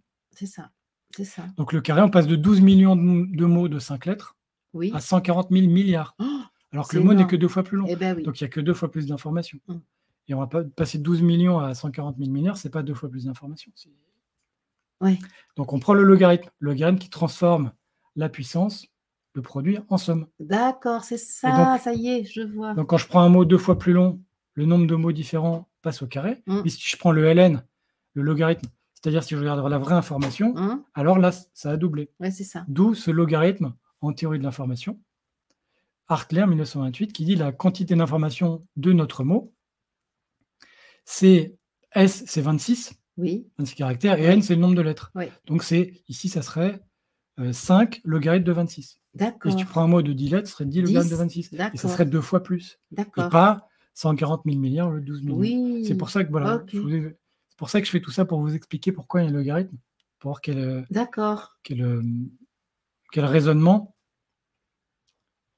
à amener voilà, cette prise de logarithme. Ok, ok. Et après, on a Shannon, qui a fait beaucoup de théories de l'information. L'information est l'opposé du logarithme de la probabilité. Alors, en français, plus c'est surprenant, plus il y a d'informations, plus c'est intéressant. Alors, plus une information est surprenante, plus elle a de la valeur. Surprenante par rapport à ce qu'on connaît déjà. Moins elle est attendue. Oui, c'est ça. Moins elle est attendue, plus elle a de la valeur. Donc c'est ça. Moins la probabilité dit est-ce qu'elle est attendue ou pas. Oui, tu prends le logarithme, tu mets un moins dedans pour dire que c'est l'opposé.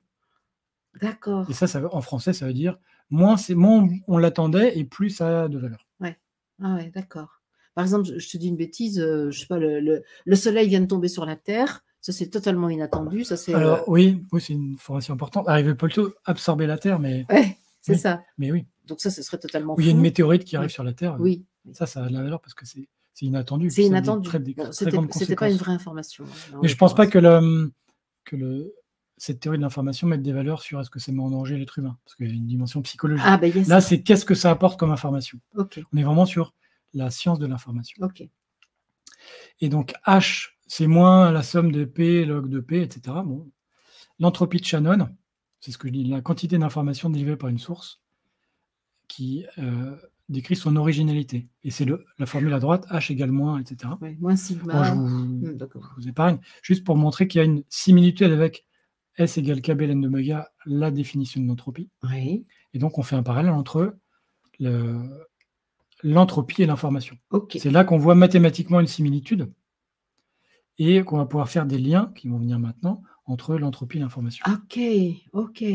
Donc, la définition d'une information telle que l'a fait Shannon, c'est à peu près moins une entropie, donc c'est l'information d'une négantropie. C'est ça, d'accord. Donc, je mets un égal un peu penché, ce sont des concepts qui vont se rejoindre. Ça veut dire que c'est égal.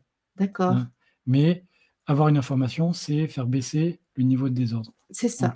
Eh ben, ça, c'est très intéressant. C'est intéressant, ça, cet apport de la physique. Apporter une information, c'est contrer le désordre. Voilà, on va voir deux citations notamment, un peu longues, mais entropie, manque d'information, incertitude, désordre, complexité sont à peu près les avatars d'un même concept. Ok. Sous l'une ou l'autre de ces formes, l'entropie est associée à la notion de probabilité. Oui. Sous la forme nombre d'états accessibles, c'est la probabilité. Ouais. Elle caractérise non pas un objet en soi, mais la connaissance que nous en avons et nos possibilités de faire des prévisions. Elle est à la fois objective et subjective. Ok. Ça, je trouve que c'est bien rédigé. Ok. Roger Ballion et Philippe Guimond, Jocelyn Morisson dans La physique de la conscience. Ah, dont tu m'as offert le livre. Oui, qui est sur la table du salon. Est-ce que tu as lu ce passage? Non. Alors, haute citation. L'entropie, j'ai coupé des bouts entre parenthèses. L'entropie correspond à une perte ou un manque d'information en théorie de l'information en thermodynamique. Oui. L'information est une grandeur physique, on va en reparler. Le fait que l'entropie ait tendance à augmenter au cours du temps exprime tout simplement le fait que l'univers a tendance à perdre des infos. Oui. Eux, ils interprètent en termes de perte d'information ce qu'on interprète, nous, en termes de perte d'énergie. Oui. Ce qui est naturellement compensé par le rôle de la conscience, qui est au contraire d'en introduire. Oui, comme je suis d'accord. On va en reparler encore après. Ce qui explique que notre univers a tendance à s'ordonner via le phénomène de la vie, alors qu'il devrait mécaniquement tendre vers le désordre. Eh bien, ça, c'est génial que tu dises ça. Alors, c'est pas moi. Oui, mais ça fait rien. Je l'ai repris. Tu le cites. Ça vient du livre, oui. Donc, là, on fait un parallèle. Là, on est sauté d'un étage. On est passé de la thermodynamique vraiment d'il y a 200 ans à l'ordonnancement, le phénomène de la vie. Et... C'est quand même super important d'introduire la notion d'information, parce que pour moi, esprit et information, c'est du même acabit. Je suis peut-être pas très rigoureuse, mais on peut dire que je suis de l'information. Tu es d'accord avec ça, toi? Alors, j'en contient, j'en reçois. Est-ce que mon électron est de l'information? Ça, j'ai plus de mal. D'accord. Mais mon corps communique à travers l'extérieur via des informations. Avec l'extérieur à travers des informations. Ouais, mais la conscience d'un être humain, l'entité spirituelle d'un être humain, pour moi, c'est de l'information. C'est entendable, ça, pour un physicien? Oui. Bon, ça va. C'est de la connaissance et de... Alors, troisième, entropie information. Donc là, petit dessin humoristique. Le diable qui dit à Maxwell, on vient de violer le deuxième principe. Celui qui agitait le diable avec sa trappe, là. C'est ça. Et Maxwell dit non, c'est pas possible. Oui, c'est ça. Alors, comment on explique ce paradoxe-là? La quantité d'informations qu'on représente, connaître une particule est minime. Mais au niveau microscopique, on a à peu près 10 puissance 23 molécules. C'est le Ouais. nombre d'Avogadro, c'est la définition d'une mole. Oui. L'information, quand il y a 10 puissance 23, le démon, ça fait beaucoup de choses à suivre. L'information dont a besoin le démon, elle est très importante. Et donc, la solution qui a été trouvée, 1949, Léon Brillouin, qui a fait beaucoup de physique aussi, met l'accent sur la nécessité qu'a le démon d'acquérir de l'information. Ouais. C'est-à-dire qu'on dit que quand il ouvre la trappe, ça ne lui coûte rien, Oui. mais il doit savoir quand l'ouvrir par rapport à la oui, particule. quand même. Donc, il doit gérer de l'information. Voilà. Et il dit que cette acquisition augmente l'entropie du système. Ah ouais. Et en 1961, approfondissement, Landauer met en évidence que c'est la mémorisation de l'information et surtout la nécessité d'effacer l'info pour repartir à zéro qui a un coût anthropique. D'accord. Donc l'expérience de Maxwell se fait à énergie nulle, mais il y a quand même une augmentation de l'entropie qui, si on fait les calculs, est supérieure à la diminution d'avoir bien reclassé les particules. Donc on a diminué l'entropie du système, les bleus d'un côté, les rouges de l'autre, mais on a augmenté celle du système qui a à cause de l'information. À cause de l'information et de son traitement. De son traitement et de son effacement. Et on l'a fait augmenter globalement plus à l'extérieur, donc le total est toujours supérieur à zéro. Donc il y a de l'entropie créée. Donc cette expérience n'a pas mis en défaut, mais il a fallu 100 ans. En 1875 à 1949. 75 ans pour que ça fasse son chemin et que des explications. Et je vous les ai épargnés, mais il y a des calculs qui vont avec. Donc le deuxième principe n'est pas mis en défaut. Dis-moi, information, du point de vue du physicien que tu es, ça veut dire quoi? C'est un savoir, c'est une connaissance, comment tu appelles ça? Ça, je ne sais pas trop. Moi, je n'ai pas fait du tout de physique de l'information. D'accord. Très peu. On a le théorème de Shannon en traitement du signal, j'en ai fait un petit peu, mais un signal, vraiment, un signal peut-être. Traitement théorème de Shannon, c'est comment échantillonner un signal pour avoir toute l'information. Signal, dans signal, il y a signe, sens, c'est toujours la même. Oui, c'est un signal électrique. Donc moi, je ne pourrais pas trop te répondre sur la nature de l'information. Et notre ami Philippe Guimand ou Jocelyn Morisson pourraient très certainement... Quand je serai grande, je les appellerai. Très certainement... approfondir cette notion qu'on a introduit. Bon. Parce que moi-même, je parle de l'information, mais à vrai dire, l'unité d'information, c'est-à-dire effectivement un signal, une donnée, je ne sais pas comment l'appeler vraiment. Une information, après, c'est le support qu'elle va prendre. Et c'est ça qui a aussi pourquoi ce mot information, c'est-à-dire que ça n'a pas de forme. C'est fou, ça, d'avoir utilisé ce mot. Négantropie. Alors, la négantropie. Négantropie, c'est pour negative entropy, donc ça vient de l'anglais. C'est une baisse de la désorganisation. C'est comme ça qu'on le définit, pas forcément augmentation de l'organisation. C'est une baisse de la désorganisation du système. Parce que c'est censé contrecarrer l'entropie qui est observée en organisation des systèmes vivants qui va s'opposer à l'entropie. C'est ça. Et là, on retrouve notre Schrödinger. C'est son chat, lui. Oui, mais pas que, c'est lui qui a introduit le terme négantropie dans un livre qui s'intitule « Qu'est-ce que la vie ?» D'accord.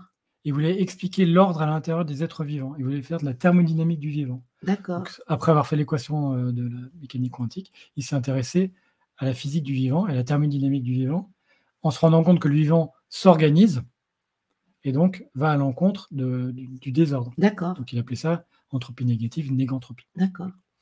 Une citation de Bernard Stiegler, la définition du vivant la plus dépouillée vient de Schrödinger. Le vivant, c'est ce qui lutte contre l'entropie. C'est pas mal comme définition. Tu regardes un brin d'herbe, effectivement, il va toujours aller vers de l'ordre, vers une plus grande organisation. Il va prendre des molécules, toute forme de vie. C'est ça. Le vivant retient l'énergie jusqu'à ce qu'il ne puisse plus le faire, et alors il meurt. Donc le vivant produit de la négantropie, qui est la capacité à différer la dispersion d'énergie ou d'information. D'accord. La citation, c'est l'énergie. Le second principe indique que l'entropie croît spontanément pour un système isolé. Mais la négantropie, donc on l'a dit tout à l'heure, c'est limité à un système ouvert. Oui, c'est ça. Donc moi, je peux être en négantropie, mais je vais rejeter l'environnement autour de moi va voir son entropie augmenter. Oui, c'est ça. C'est pas l'énergie, l'entropie de l'univers total, du système total, ne peut pas baisser. C'est ça. Oui, tu dis toujours que l'entropie augmente tout le temps, systématiquement. C'est quand on prend tout le système, l'ensemble du système. Après, et si on prend que moi, c'est ça, les éléments du système. C'est quand tu passes le balai chez toi et tu mets toute la poussière dehors. Donc chez toi, c'est bien, mais maintenant, chez moi, toi, je plus fais dehors, de la négantropie quand je balaye. Mais quand tu mets... Et tu as dépensé de l'énergie pour ça.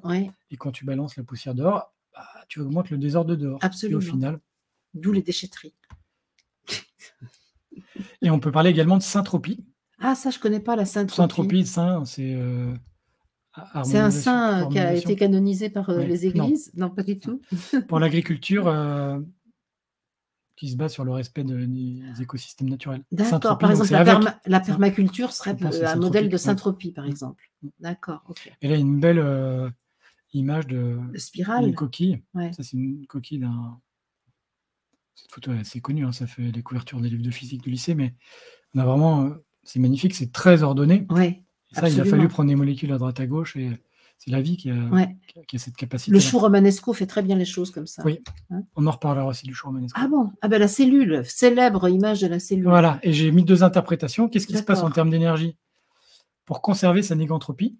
Ouais. Donc, organisation et fonctionnement, ce qu'on appelle l'autopoïèse. Oh là là! C'est la capacité à fonctionner. Poiesis, en grec, ça veut dire quelque chose. Hein. Oui, je ne saurais pas te le définir, mais l'autopoïèse, c'est la capacité à maintenir tes conditions, même quand ça varie autour de toi. Oui, c'est ça. Et ce que Ken Wilber, que j'aime bien, appelle l'agence du holon. Le holon, c'est l'unité qu'on regarde qui est insérée dans un ensemble plus grand et elle-même qui abrite des ensembles plus petits. Oui. L'agence est la capacité à se maintenir. D'accord. Pour ça, la cellule doit consommer de l'énergie fournie par son environnement extérieur. C'est ce qu'on appelle pour le holon la communion. Communion, c'est-à-dire les échanges avec l'extérieur. Okay. Lorsqu'elle meurt, elle n'entretient plus cette négantropie, donc elle se désagrège. Et c'est ce qu'on appelle la dissolution, l'autodissolution du holon. Okay. Un holon maintient sa forme en communion avec l'extérieur et il peut s'autodissoudre ou alors il peut après transcender, changer d'état. D'état, d'accord. Et en termes d'information, ce qui rend possible le maintien d'une structure ordonnée, c'est la communication sélective entre la cellule et son environnement. Okay. Il dit ça rentre pas. D'accord, d'accord. C'est la membrane qui fait ça. Les membranes qui sont sélectivement poreuses. Absolument. Et donc la perte de la capacité à dire ça c'est du poison, ça c'est de la nourriture, entraîne la mort. Absolument. Et donc en termes d'information, voilà, énergétiquement, on consomme de l'énergie pour ça. Et en termes d'information, on sélectionne ce qui entre. En fait, là, quand tu parles de ça, tu valides totalement la théorie de Bruce Lipton qui dit que la membrane de la cellule est le support de la conscience, qui a le discernement pour choisir les informations qu'elle laisse rentrer. Ça veut dire qu'elle a une capacité à discerner. Est-ce que c'est le support de la conscience? C'est un pas supplémentaire. Oui, mais c'est clair qu'elle est sélectivement poreuse. Et elle dit ça rentre, ça rentre. Ah ben oui, quand même. On peut dire qu'elle a quand même le discernement, d'une certaine façon. Elle sait ce qui... Oui, elle a le discernement. Alors, savoir, qu'est-ce qu'on met dans le mot savoir? Est-ce que la cellule sait ou est-ce que la cellule... quel est le degré de conscience dans les processus d'échange sélectif? La question elle est là. Bruce Lipton dit que c'est absolument... La conscience, elle est là. On pourrait aussi dire que c'est automatique, avec des champs électriques qui ouvrent des ports, etc. Un programme, en fait, tout fait. La conscience, c'est le programme. Mais est-ce que la conscience, elle n'est pas au-dessus? Mais en tout cas, il y a des opérations mécaniques, entre guillemets, qui font qu'on ouvre, qu'on met les déchets à l'extérieur, qu'on laisse entrer la nourriture en laissant dehors les toxines. Donc, là, ça se fait avec des protéines, avec des champs électriques. Ça se fait dans les intestins, par exemple. On voit très bien. Est-ce que ça veut dire que la conscience est là? Pour moi, ça ne le prouve pas. Je ne démontre pas l'inverse. Enfin, je ne l'invalide pas, mais pour moi, ça permet d'avoir une lecture énergie, information, entropie, négantropie, très intéressante. Mais il fait un pas de plus. Voilà. Ok. Énergie libre. La vraie. Helmholtz. Hermann von Helmholtz. Donc pareil, on est à la fin du 19e. Énergie de Helmholtz. C'est des gars sérieux. Hein. Oui. Franchement, c'est pas des comiques troupiers. Hein. C'est le 19e siècle. On sent que... Ça cherche. Hein. Alors, qu'est-ce que c'est que l'énergie libre en thermodynamique? C'est une fonction d'état qu'on appelle F et qui est égale à U moins TS. U, donc l'énergie interne, moins T, la température, fois l'entropie. Okay. Alors, ce qui est intéressant, c'est qu'il y a un signe moins devant S et un signe plus devant U. Oui. Donc, on va voir qu'elles vont se comporter différemment.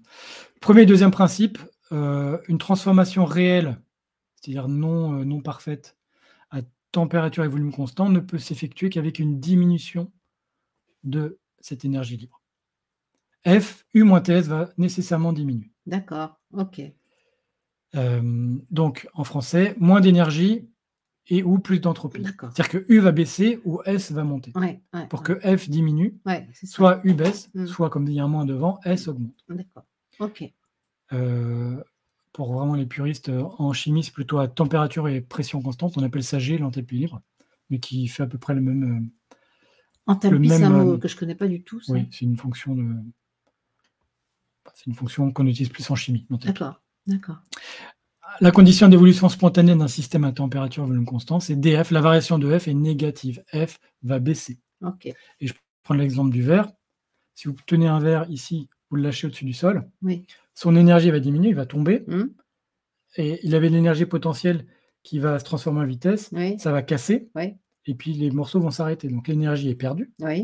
Et le désordre a augmenté. Ah, bien sûr. Voilà, c'est ça. On a plein de morceaux. Rappelez-vous de ça, U moins TS, l'énergie baisse, l'entropie augmente. Voilà. Si on laisse faire le système, il va naturellement vers ça. OK. Donc ça, c'est l'énergie libre en thermodynamique. OK. Et maintenant... Alors, nous y voilà. L'énergie libre. La vedette. Terme emprunté à l'énergie libre selon Nikola... Enfin, qu'on prête à Nikola Tesla. On peut aussi dire surnuméraire ou surunitaire. Ah, c'est ça. Donc, en gros, c'est une énergie qui serait fournie par un système en excédent de ce qu'il a reçu. C'est-à-dire une énergie gratuite. Gratuite, c'est-à-dire sans... C'est-à-dire que tu donnes 1, tu donnes 1 à la machine, elle t'en rend 1,2. Ah, c'est ça. Elle t'en rend 2. Voilà. Et donc, tu as 1 gratuitement. C'est ça l'énergie libre. C'est l'énergie gratuite qu'on extrait, on ne sait d'où d'ailleurs. D'accord. On ne sait où. Et c'est lié au mouvement perpétuel. Mouvement perpétuel, tu mets quelque chose et ça reste perpétuellement. C'est le pendule là de... Non, c'est le truc... Il y a ça, oui. Il peut y avoir ça. Oui. Il peut y avoir des mouvements de rotation, il peut y avoir un mouvement perpétuel. Et la science dit qu'il y a nécessairement des frottements. Oui. Et donc l'énergie baisse. Donc le mouvement perpétuel n'existe pas. Éventuellement, il y a des choses en termes de supraconductivité. Mais il faut un tel système pour permettre ces conditions qu'on ne peut pas dire que c'est gratuit. Alors Nassim Haramein, par exemple, il y a beaucoup de gens. Hein. Moi, quand j'ai fait mes études là-dessus, c'était en 95. Déjà, mon prof de chimie disait il y a des gens qui sont encore en train de chercher le mouvement perpétuel. Ils n'ont pas compris le deuxième principe. C'était il y a 30 ans. Et Nassim Haramein, dans une vidéo, je ne sais pas si j'ai mis le lien, non pas sûr, dit bientôt, dans 20 ans. Oui, c'est ça. Donc ça fait... Voilà. C'est toujours pour dans 20 ans. Et c'est contraire au second principe. Le second principe ne veut pas dire que ça ne sera jamais mis en défaut, mais c'est contraire. Donc, voilà, les thermodynamiciens vont dire, bon allez, amusez-vous si vous voulez, mais ce n'est pas possible. Et lui, il veut extraire cette énergie des fluctuations quantiques du vide. Moi, tout ce qu'on dit dans 20 ans, dans 30 ans, ça pour moi, c'est des marchands d'espoir qui font que ça n'avance pas. Financer maintenant pour dans 20 ans. Voilà, c'est ça. Ça, moi, j'y crois pas du tout. Je pense que c'est ici et maintenant que les choses se font. Mais bon, ça c'est moi. Hein. Et ce que propose Nassim Haramein, par exemple, c'est l'emprunt d'une fraction infime de l'énergie du vide. Et une fois cette énergie consommée à travers l'augmentation de l'entropie, elle va revenir au vide. Oui. Elle va retourner d'où elle vient. En gros, on l'emprunte, on l'utilise et puis on la rend. Oui. Comme l'argent à une banque. Oui. On l'emprunte, mais il y a des intérêts dans les banques. Mais... Là, non. Et là, non. Alors, bon, il n'y a pas beaucoup... Et toi, ça te semble cohérent, ça, d'emprunter? Moi, non, je connais pas, j'ai pas fait les calculs. Ça me dépasse, là, pour le coup. Oui, d'accord. D'aller voir comment on peut emprunter à l'énergie du vide une fraction de l'énergie. Et théoriquement et en pratique, comment tu vas aller capter cette énergie du vide qui est une fluctuation statistique. Je vous invite à regarder la mécanique quantique émission 10. On en parle, des équations de inégalité d'Heisenberg. Oui. C'est-à-dire que pendant un tout petit temps, il y a une fluctuation d'énergie. Donc, il s'agirait sans doute d'en prendre une partie. Donc, je sais, j'ai pas bien compris, c'est une vidéo de 30 minutes. Je cite juste l'exemple que il y a 30 ans, quand je faisais mes études, c'était pour dans 20 ans. Aujourd'hui, c'est pour dans 20 ans. Oui, c'est ça. Donc, et ça, là, moi, je suis d'accord avec toi là-dessus. Ces marchands d'espoir, là, c'est toujours quelque chose, c'est toujours pour après. Donc, moi, ça, spirituellement, c'est pas dans mes représentations. Oui. C'est-à-dire, spirituellement, c'est toujours possible ici et maintenant, puisque l'absolu de l'esprit permet d'accéder à toutes les possibilités. Mais ça, c'est moi. Je ne peux pas le prouver, moi. Non. Je rappelle dans l'encart le principe physique. Et puis, ici, il y a quand même un cas de mouvement perpétuel, entre guillemets. C'est le cas de l'électron autour du noyau. Qui, lui, bouge tout le temps. Mais l'image de la petite bille qui tourne autour n'est pas juste. C'est un nuage électronique, c'est une probabilité de présence, comme on a vu en physique quantique. Oui. Est-ce que c'est vraiment un mouvement? Bon. Mais ce qu'on sait de la physique actuelle, ça interdit la dissipation de l'énergie, les frottements et l'augmentation de l'entropie interdisent le mouvement perpétuel et donc la surunité, c'est-à-dire l'énergie gratuite. Ok. Donc, les théories issues de l'énergie libre qu'on entend beaucoup dans les milieux alternatifs, pour toi, moi, j'ai pas vu la machine. Voilà. Enfin, Voilà. On en parle beaucoup et tout le monde cite Tesla, qui est mort il y a quand même 80 ans, qui aurait fait ça et ça ne serait pas su, ça aurait été étouffé, je ne sais pas. Sauf qu'il paraît même qu'il aurait eu lui-même sur son corps, il aurait eu des survoltages, des choses. Je ne sais pas trop. Voilà. Je sais qu'il a eu des apports, notamment en termes de courant électrique continu. Il y a un film qui est sorti sur lui, sur le courant alternatif. Oui, c'est ça. Il a aidé à développer le courant alternatif face à je ne sais plus qui était sur le courant continu. Oui. Donc, c'est un scientifique qui a eu des apports très importants, mais après, on cite souvent, on le sort, c'est la petite caution. Nikola Tesla a dit que. Donc aujourd'hui, à ma connaissance, il n'y a pas d'énergie libre. Je pense que ça ferait du bruit. Il y a des personnes qui travaillent là-dessus. Harold White, qui a l'air quand même très sérieux et qui travaille pour la NASA, il me semble. Jean-Christophe Dumas. Si des noms, je ne les connais pas, ou si vous voulez approfondir et faire votre opinion, vous pourrez. Ça, c'est des noms qu'on peut aller explorer. Oui, notamment Harold White, je crois qu'il a fait des choses. D'accord. Et c'est lié au contrôle de la gravité. Et je vous présente un truc assez fou que je ne connaissais pas. La métrique d'Alcubierre. Donc 1994, c'est une solution des équations d'Einstein. Oui. Donc là, c'est la relativité générale, émission numéro 9, qui permettrait théoriquement d'atteindre des vitesses supraluminiques. Au-dessus de la lumière. Oui, elle est plus vite que la lumière, mais c'est non pas par éjection d'énergie, ça serait par déformation de l'espace-temps. En gros, on fait une vague, vous voyez que derrière, ça monte et devant, ça descend. Oui. On fait une espèce de vague dans la structure de l'espace-temps sur laquelle on va surfer. Oui. Et cette vague pourrait se déplacer plus vite que la lumière. Ok. Mais ça, c'est théorique. Oui. Oui, c'est pas effectif. Et quand j'ai fait les recherches là, sur Nassim Haramein et fluctuations quantiques, j'ai vu qu'il y a, peut-être c'est lui qui en parle, du contrôle de la gravité. D'accord. C'est-à-dire du contrôle de la métrique, du contrôle de l'espace-temps. Et ce n'est pas du contrôle des masses, mais du contrôle de la structure elle-même de l'espace-temps. C'est en gros, si tu prends un tapis que tu soulèves, voilà une bille, et tu déformes le tapis qui est l'espace-temps, et tu surfes sur une vague permanente. Il y a ça dans certains centres d'attraction, tu as la vague perpétuelle. Tu surfes sur une vague. Donc, conclusion, c'est pas tout de suite qu'on a de l'énergie libre comme souvent c'est présenté.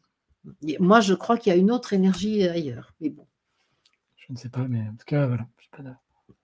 Qui est peut-être pas c'est peut-être pas la peine de faire des recherches sur le plan horizontal, mais il y a peut-être une autre manière de trouver ce qu'on appelle de l'énergie.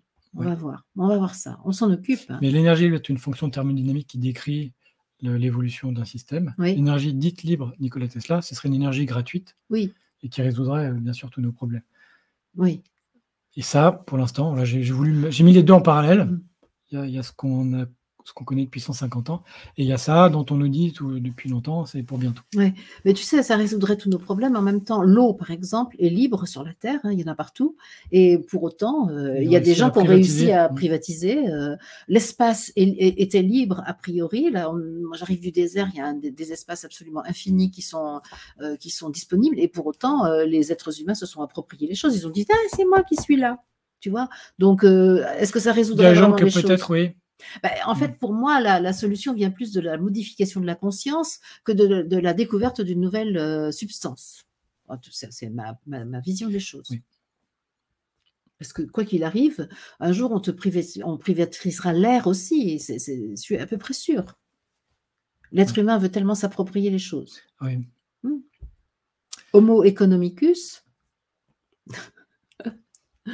Voilà. 1h20 presque. Ah ouais, la durée classique. Bah, super. Voilà, c'est des notions qui me paraissaient vraiment fondamentales, importantes, qu'on va réutiliser après. Ok. Eh ben super, Julien. Franchement, là, moi, j'ai appris plein de choses. Je sais que ça te plairait sur l'information. Oui, super. Notre prochaine émission, c'est sur quoi ? Sur l'énergie et la chaleur. Ah bah très bien, on continue. On va poursuivre. Là, on était sur les lois de la thermodynamique. Oui. Et puis après, on va voir comment se font les échanges thermiques. Ok. On aura des notions intéressantes aussi. Okay. Toutes les formes d'énergie, les conversions d'énergie. Ok. Ce qu'est l'énergie, parce que aussi un terme bien galvaudé. Oui, c'est ça. Là, surtout dans les milieux spiritualistes. Et c'est d'ailleurs pour ça, rappelle-toi, Julien, que je voulais faire des émissions avec un scientifique pur et dur pour justement remettre quelques pendules à l'heure et pas utiliser les mots n'importe comment, comme moi je le fais des fois aussi. Je le reconnais. Je le reconnais. Parce que j'ai pas d'autres mots. Parce que c'est pas parce que la physique les a, comment dire, kidnappés que nous ne devons pas nous en servir. Mais il faut veiller à pas les mettre n'importe comment. Tu es d'accord? Oui, absolument. Kidnapper est un peu fort, mais... Kidnapper, approprier. Utiliser approprié. Oui. Approprier. Oui, se les est appropriés. OK. Et nous, il faut qu'on les utilise de façon appropriée, c'est-à-dire avec le bon sens. OK. Eh bien, rendez-vous. À tout à l'heure pour nous. Et nous, on continue. Dans 15 jours. Voilà, c'est ça. Dans 15 jours pour la diffusion, si je ne me trompe pas. Voilà. Et merci, Julien. À bien vite. À très vite.